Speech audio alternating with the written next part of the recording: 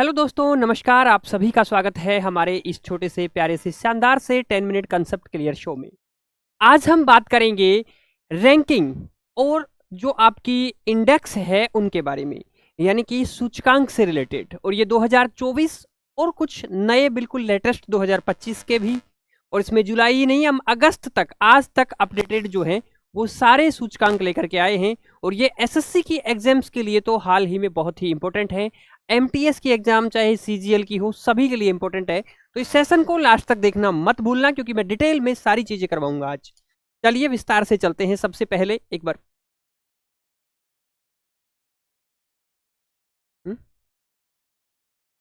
चलिए सबसे पहले हम देखते हैं वर्ल्ड कॉम्पिटिटिवनेस इंडेक्स, यानी विश्व प्रतिस्पर्धा सूचकांक से हिंदी में कहते हैं। और ये फोटो भी लगाई है मैंने यहाँ पर। इसमें इंडिया की 41 रैंक है, यानी कि इंडिया की 41वीं रैंक है। बहुत जगह इसको गलत पढ़ाया गया है, नामी टीचर्स के द्वारा भी, नाम नहीं लूंगा। और आईएमडी को द्वारा इसको इशू किया जाता है। और इसमें पहली रैंक जो है वो स्विट्जरलैंड की है, यानी विश्व कॉम्पिटिटिवनेस इंडेक्स जो है उसके अंदर पहली रैंक किसकी है? स्विट्जरलैंड की है। और भारत की 41 रैंक है। ठीक है, उसके बाद में देखते हैं वर्ल्ड हैप्पीनेस इंडेक्स 2025, विश्व खुशहाली सूचकांक जिसे कहते हैं, यानी कि कौन से देशों में कितनी खुशी है, कितने लोग शांतिपूर्वक तरीके से रह रहे हैं। तो ये एक स्तर होता है। इसके अंदर पहला स्थान फिनलैंड का है और एशिया में पहला स्थान भूटान का है, यानी यहाँ के लोग प्रसन्न रहते हैं, एक तरीके से ये कह सकते हैं। और इंडिया का 118 यानी 118वीं पोजीशन है out of 147 countries, issued by Oxford wellbeing research centre और UN sustainable development solution network के द्वारा इसको जारी किया गया है। तो ये भी बहुत बार एग्जाम में पूछा जाता है। और एक आपको ये भी बता दूं कि इंटरनेशनल डे ऑफ हैप्पीनेस कब होता है? वो है बच्चे 20 मार्च को, 20 ऑफ मार्च को वर्ल्ड हैप्पीनेस जो है इंटरनेशनल डे मनाया जाता है। तो ये सारी बातें आपको ध्यान रखनी है। इसी के साथ करप्शन परसेप्शन इंडेक्स 2024, इसमें यह है कि कौन से देश में कितना करप्शन है। तो आप ये कहेंगे लगातार 7वीं बार डेनमार्क पहले स्थान पर है, यानी कि डेनमार्क में सबसे कम करप्शन है। अब बात करते हैं हम इंडिया में। आप ये सोचिए कि लगभग 180 देशों की ये रैंकिंग जारी हुई है और ये ट्रांसपेरेंसी इंटरनेशनल के द्वारा जारी की जाती है। इसमें 96 रैंक इंडिया की है। तो भारत का 96 यानी 96वां स्थान, 96वें प्लेस पर है इंडिया करप्शन के मामले में। अब आप सोचिए कितना ऊपर रैंक है इंडिया का, है ना। चलिए उसके बाद में देखते हैं क्लाइमेट चेंजेज परफॉर्मेंस इंडेक्स, यानी कि क्लाइमेट चेंजेस जो है वो इंडिया के सुटेबली कितना है उसको देखते हैं। तो इंडिया का 10th पोजीशन है out of 63 and EU, European union अलग से है इसमें, तो लगभग आप 64 कह सकते हैं। तो 10वां स्थान है भारत का। और 1 2 3 यानी कि ये 3 स्थान किसी को अलॉट नहीं हुए हैं क्लाइमेट चेंजेज परफॉर्मेंस इंडेक्स के अंदर। क्यों? क्योंकि कोई भी कंट्री ऐसा नहीं रखती है स्थान जो कि अपने क्लाइमेट चेंजेस को लेकर के सतर्क है। इसलिए 3 स्थान खाली छोड़े गए हैं और नंबर 4 पर डेनमार्क को दिया गया है। सबसे बड़ी बात की है इश्यू किसके द्वारा होता है, ये भी कई बार पूछा जाता है, German watch new climate institute के द्वारा। उसके बाद में हम बात करते हैं ग्लोबल पीस इंडेक्स, विश्व शांति सूचकांक। इसका क्या पैरामीटर है आपको ये भी पता होना चाहिए कि देश में शांति किस तरीके से है और जो शांति का लेवल है, यानी कि पीसफुल दूसरे देशों के साथ हमारी बॉर्डर्स पर, ये सारी चीजें इसमें मैटर करती हैं। और पहला स्थान इस पर आइलैंड का है और दूसरा इंडिया का 163 कंट्रीज में से 115वां प्लेस है भारत का। और ये Institute of Economics and Peace यानी आईईपी के द्वारा ये जो है जारी किया जाता है, ग्लोबल पीस इंडेक्स, विश्व शांति सूचकांक। नेक्स्ट पर चलते हैं वर्ल्ड प्रेस फ्रीडम इंडेक्स 2025, इसमें पहला स्थान नॉर्वे का है, यानी प्रेस को कितनी स्वतंत्रता है। तो अब आप सोचिए कि प्रेस फ्रीडम डे 3 मई को मनाया जाता है और 180 देशों की ये रैंकिंग जारी हुई है। इसमें से भारत का 157, मतलब कि जो गोदी मीडिया कहा गया है या कहीं ना कहीं सरकार का कंट्रोल है। तो ये जो वर्ल्ड प्रेस फ्रीडम इंडेक्स है ये भी कह रहा है कि भारत में मीडिया दबा हुआ है, कुचला हुआ है। इसके बहुत सारे कारण हैं, आप लोगों को उसमें नहीं जाना है, लेकिन ये जो है रिपोर्टर्स विदाउट बॉर्डर्स और थीम इसकी है reporting in the new brave world, यानी कि बहादुरी से इस विश्व के अंदर रिपोर्टिंग होनी चाहिए, लेकिन ऐसा नहीं होता है। लोकतंत्र का चौथा स्तंभ है, लेकिन वो सारी चीजें अलग है। लेकिन आप इस रैंकिंग में देखिए भारत का 151वां स्थान है 180 देशों के अंदर। मानव विकास सूचकांक, ये है ह्यूमन डेवलपमेंट इंडेक्स, इसमें पहला स्थान आइलैंड का है और 193 कंट्रीज में से भारत का 130वां स्थान है, यानी 130। और ये UNDP, United Nation Development Programme के द्वारा ये जारी किया जाता है। और बच्चे इस बार जो जारी किया गया है उस रिपोर्ट का पहला पेज यही है और इसका जो थीम है ये है a matter of choice, people and possible in the age of AI. यानी एआई का यूजेज भी यहाँ पर इसमें दिखाया गया है कि कैसे मानव का चौतरफा विकास, यानी कि एवरी एंगल, प्रत्येक एंगल से मानव के विकास को यहाँ पर होना चाहिए, उसी की तरीके से इसमें लिया गया है। वो सारी चीजें ली जाती हैं और उसी के आधार पर रैंकिंग 130 स्थान इंडिया का है।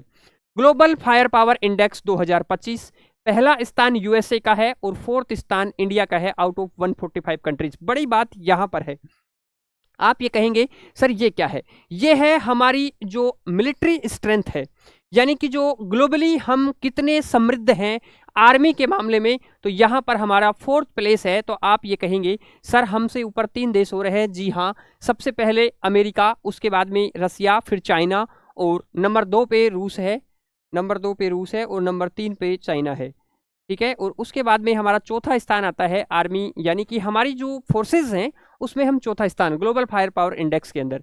चलिए उसके बाद देखते हैं SIPRI Global Arms Transfer Report 2024।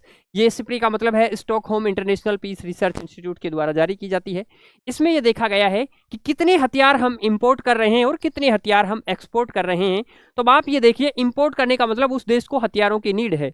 अब आपको पता होगा पिछले 2-2.5 साल से यूक्रेन और रूस के मध्य युद्ध चल रहा है, और यूक्रेन एक बहुत छोटा देश है जो अमेरिका के द्वारा ही जीवित रह रहा है, इसलिए सबसे ज्यादा हथियार इंपोर्ट करना किसकी जिम्मेदारी है? यूक्रेन की। तो पहला स्थान जो सिप्री के अंदर है, सिप्री आर्म्स ट्रांसफर रिपोर्ट के अंदर, इसमें पहला स्थान यूक्रेन ने ही पाया है हथियार आयात करने के मामले में, यानी इंपोर्ट करने के मामले में। लेकिन बड़ी दुविधा की बात है कि भारत ने दूसरा स्थान ले लिया है। इसका मतलब भारत में भी अशांति है कहीं ना कहीं, आप ये कह सकते हैं। बिल्कुल वो चीजें अलग है। मैक्सिमम फ्रॉम रसिया, भारत जो है वो अधिकतम रसिया से लेता है, ठीक है। और जो एक्सपोर्ट है वो सबसे ज्यादा की बात करें तो सबसे ज्यादा आप ये सोचिए देश समृद्ध क्यों है, इसमें देखिए यूएसए सबसे ज्यादा एक्सपोर्ट करता है, फ्रांस नंबर 2 पर एक्सपोर्टर है। और आप ये देखेंगे यहाँ पर भी लिखा है India rank 4th on the global fire power index. जो अच्छा ये पिछले का है, जो फायर पावर इंडेक्स का इमेज थी ये यहाँ पर आ गई है। पहली यूएसए की है, दूसरी रसिया की है, तीसरा चाइना का है, ये मैंने बता दिया। पाकिस्तान का 12वां स्थान है, भूटान का 15वां है। और the index is release by the website of globalfirepower.com। ये ग्लोबल फायर पावर की बात हो रही थी। चलिए सॉरी भाई, एक्सपोर्ट के लिए यूएसए पहला स्थान पर है और फ्रांस दूसरे स्थान पर है। ये हथियारों के एक्सपोर्ट और इंपोर्ट की बात हो रही है। हेनले पासपोर्ट इंडेक्स क्या है? इसमें आपको पता होगा कि सिंगापुर का पहला स्थान है, इंडिया का 77वां, लेटेस्ट है, बिल्कुल अभी जो है लेटेस्ट है, 77 स्थान है हेनले पासपोर्ट इंडेक्स में, पूछ सकता है। इसलिए होता क्या है पासपोर्ट इंडेक्स? आपको पता होगा 2 चीजें होती हैं, पासपोर्ट और वीजा। पासपोर्ट सरकार के द्वारा बनाया जाता है आप लोगों को कि आप दूसरे देशों में जा सकते हैं, लेकिन वीजा उस देश की अनुमति होती है कि आप वहां पर जा सकते हैं या नहीं। लेकिन इस रैंकिंग में ये है कि हमारे को 59 कंट्रीज में हमें वीजा फ्री है इंडिया के लोगों को, इसलिए हमारा स्थान यानी हमारे वीजा की वैल्यू कितनी है। अब आप ये सोचिए कि सिंगापुर के लगभग 193 देशों में जा सकते हैं, वीजा की ही आवश्यकता नहीं है। और हमें तो नेपाल वगैरह से छोटे छोटे देश हैं उनमें हम जा सकते हैं, तो लगभग 59 कंट्रीज ऐसी हैं जहां पर हम बिना वीजा जा सकते हैं। तो ये रैंकिंग ध्यान रखनी है और कंट्री भी याद रखना है। ग्लोबल टेररिज्म इंडेक्स, सबसे ज्यादा जो अशांति है एक तरीके से जो आतंकवाद है, और इसमें आतंकवादी घटनाओं के साथ साथ छुटमुट जो घटनाएं होती हैं आतंकवाद के द्वारा, बंधक हो गया, गोलाबारी हो गया, कुछ अटैक हो गई, वो सारे लिए जाते हैं इसमें। और इसमें बुर्किना फासो एक कंट्री है, बुर्किना फासो, और दूसरा है पाकिस्तान, तीसरा है सीरिया। इस तरीके से सीरिया, तो ये ग्लोबल टेररिज्म में पाकिस्तान दूसरे स्थान पर है, इससे पहले बुर्किना फासो है। और इंडिया का मतलब जो 14th नंबर है यानी 14वें स्थान पर है Institute of Economics and Peace, यानी कि ये भी आईईपी के द्वारा ही जारी होती है। ये जो रिपोर्ट है टेररिज्म वाली ये भी, और इंडिया का 14वां स्थान है, 14वें नंबर पर इंडिया है। ग्लोबल इनोवेशन इंडेक्स, वैश्विक नवाचार सूचकांक, ये आपको पता होगा इकोनॉमी के सेक्टर में, इकोनॉमी सेक्टर में ही ये नवाचार होते हैं, उसको लेकर के एक रिपोर्ट जारी होती है वीपो के द्वारा, वर्ल्ड इंटेलेक्चुअल प्रॉपर्टी ऑर्गेनाइजेशन, यानी कि विश्व बौद्धिक जो क्षमता है उसके द्वारा, उसका एक ऑर्गेनाइजेशन है विश्व बौद्धिक क्षमता संगठन के द्वारा ये जारी की जाती है। पहला स्थान स्विट्जरलैंड का है और दूसरा इंडिया का 39th स्थान है इसके अंदर। ग्लोबल नेचर कंजर्वेशन इंडेक्स 2024, विश्व प्राकृतिक संरक्षण सूचकांक के अंदर पहला स्थान लग्जमबर्ग का है और इंडिया का 176 है आउट ऑफ 180, यानी कि प्रकृति को, क्लाइमेट को लेकर के, नेचर को लेकर के। और इसमें जो बच्चे होता है वो है हमारी प्रकृति का संरक्षण। और प्रकृति का संरक्षण इस आप किस तरीके से कर सकते हैं, इसमें प्रकृति, भूमि और आपका बायोडाइवर्सिटी यानी कि जैव विविधता, इन चीज़ों का संरक्षण लेकर के जो है चलते हैं। और ऐसा संरक्षण भारत में बहुत कम देखने को मिल रहा है, आप ये कह सकते हैं। तो यहाँ पर फेल्योर इंडिया का है एक तरीके से, और 176 यानी लास्ट 5 में है हम, एक ये कह सकते हैं आप लोग। ग्लोबल हंगर इंडेक्स यानी कि विश्व भुखमरी सूचकांक जो है, इसमें हमारा स्कोर 27.3 है, यानी कि 100 तक का स्कोर रहता है, और जिसका स्कोर 100 है वो देश बहुत ही खराब हालात में है। तो बेलारूस 1 नंबर पर है और सोमालिया 2 नंबर पर है, इनकी हालत बहुत खराब है। इंडिया का 127 देशों में से 105वां स्थान है, पाकिस्तान हमारे से भी नीचे है, लेकिन हमारे भी हालात कुछ ठीक नहीं है। ग्लोबल हंगर इंडेक्स ये कह रहा है कि भुखमरी सूचकांक भारत में ठीक ठाक है, ठीक ठाक नहीं काफ़ी ऊपर है। चलिए उसके बाद में इंडेक्स ऑफ इकोनॉमी फ्रीडम, यानी कि एक तरीके से ये कह सकते हैं कि जो हमारा इकोनॉमी फ्रीडम है, इकोनॉमिक स्वतंत्रता है, उसमें हमारी रैंकिंग कितनी है, 128 है, और इसमें फीजर इंस्टीट्यूट के द्वारा जारी किया जाता है। ये ध्यान रखना है कि फीजर इंस्टीट्यूट की रिपोर्ट है, एक दूसरी इंस्टीट्यूट अलग है, वो अलग रिपोर्ट दे रही है। चलिए ठीक है। इंडेक्स ऑफ इकोनॉमिक फ्रीडम, हाँ इंडेक्स ऑफ इकोनॉमी फ्रीडम इसके अंदर है। एआई रेडीनेस इंडेक्स, यानी एआई के मामले में हम कितना यूज कर पा रहे हैं, ये है सिंगापुर फर्स्ट स्थान है इसका, इंडिया का 72 out of 74। International monetary fund यानी आईएमएफ के द्वारा ये रैंकिंग जारी की जाती है। चलिए उसके बाद में ग्लोबल एनर्जी ट्रांजिशन इंडेक्स, वैश्विक ऊर्जा संक्रमण सूचकांक में स्वीडन का पहला स्थान है, इंडिया का 63 है। इंटरनेशनल इकोनॉमी फोरम के द्वारा ये भी जो है आईईएफ के द्वारा जारी किया जाता है, ये भी काफ़ी जो है रिपोर्ट वगैरह जारी करता है। तो ऊर्जा संक्रमण का मतलब है कि ऊर्जा का जो है संक्रमण उस देश में कैसा है, एक तरीके से ऊर्जा का ट्रांसफॉर्मेशन कैसा है, ये सारी चीज़ें पूछा जाता है। इसी के साथ ग्लोबल जेंडर गैप इंडेक्स, पहला स्थान आइलैंड का है, और जो इंडिया का स्थान है वो 131 है। वर्ल्ड इकोनॉमी फोरम के द्वारा ही ये जारी किया जाता है। आप यहाँ पर देख सकते हैं इंडिया की रैंकिंग 131 है, यानी कि आउट ऑफ 148 कंट्रीज़ में 131 है इंडिया की 2025 की रैंकिंग। इसके रीजंस क्या क्या होते हैं आप यहाँ पर डिटेल में देख सकते हैं मेरे साथ। एजुकेशनल एंटरटेनमेंट है, हेल्थ एंड सर्वाइकल है, पॉलिटिकल एम्पावरमेंट है यानी महिलाओं के लिए, और इकोनॉमिक पार्टिसिपेशन एंड अपॉर्चुनिटी है। ये चारों रीजन्स महिलाओं के लिए हैं, और 131 रैंक है। पिछली बार जो है इंडिया की रैंक कितनी थी बच्चे, 129 2024 में। तो ये सारी चीज़ें हैं और ये रीजन्स होते हैं, इन रीजन्स पर बेसिस होती है ये। उसके बाद में हम बात कर रहे हैं लॉजिस्टिक परफॉर्मेंस इंडेक्स 2023, यानी कि लास्ट रिपोर्ट 2023 की है।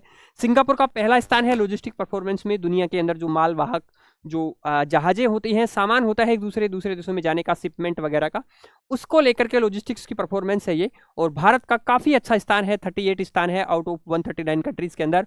और ये बड़ी बात है, वर्ल्ड बैंक के द्वारा जारी किया जाता है, ये इसकी ऑफिशियल वेबसाइट है वर्ल्ड बैंक के द्वारा, LIP लॉजिस्टिक परफॉर्मेंस इंडेक्स। और इसके अंदर बताया गया है कि ये बेंचमार्क रिलेटेड टू कंट्रीज़, जो ऐसी कंट्रीज़ होती हैं जो कि मतलब चैलेंजेस लेती हैं, अपॉर्चुनिटी के रूप में भी उनको देखती हैं, और कंपैरिजन करते हैं लॉजिस्टिक्स को लेकर के। जो हमारा शिपमेंट डिपार्टमेंट है उसके द्वारा बड़े बड़े कार्गो शिप्स, मालवाहक, इस तरीके से। तो ये पूरी रैंकिंग आप लोगों को याद करनी है। तो यहाँ पर ये समाप्त हो चुका है। बहुत ही शानदार सेशन रहा होगा उम्मीद है, और यहाँ से बहुत ज़्यादा क्वेश्चंस पूछे जा रहे हैं, इसलिए आप इन लोगों को इन चीज़ों को याद करना है। अगले सेशन में फिर मिलता हूँ आपके साथ। धन्यवाद, नमस्कार।